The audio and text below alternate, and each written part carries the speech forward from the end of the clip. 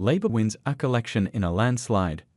Britain's incoming Prime Minister Keir Starmer and leader of the Labour Party and his wife Victoria pose on the steps of 10 Downing Street in London on July 5, 2024.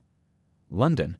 The UK's opposition Labour Party won a huge parliamentary majority in the country's general election, unseating the incumbent Conservatives after 14 years.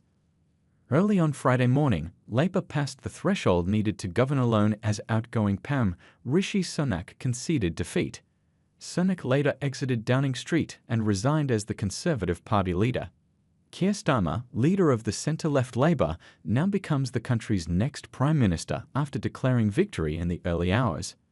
It is surely clear to everyone that our country needs a bigger reset, a rediscovery of who we are, Starmer said on the steps of 10 Downing Street, vowing that his Labour Party will serve country first, party second. Labour gained its second-largest majority after former Prime Minister Tony Blair's 179-seat majority in 1997.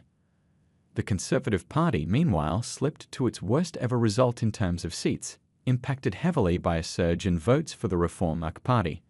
Millions of people across England, Scotland, Wales and Northern Ireland on Thursday voted for their local representatives in the 650-member House of Commons, the UK's lower house of Parliament. The last few ballots are still being counted. Here are the seats that have been declared so far. Rachel Reeves appointed as the UK's first female finance minister. British opposition Labour Party leader Keir Starmer and Shadow Chancellor of the Exchequer Rachel Reeves react during a campaign event at a farm in Oxfordshire, Britain, July 1, 2024. UK Prime Minister Keir Starmer has appointed Rachel Reeves as the country's first female finance minister as he assembles his cabinet following Labour's landslide election victory. Starmer appointed Angela Rayner as his Deputy Prime Minister, and she will also serve as Secretary for Levelling Up, Housing and Communities. Other senior appointments so far include Yvette Cooper as Interior Minister, otherwise known as Home Secretary. Starmer named David Lammy as the UK's Foreign Minister and John Healey as Defence Minister.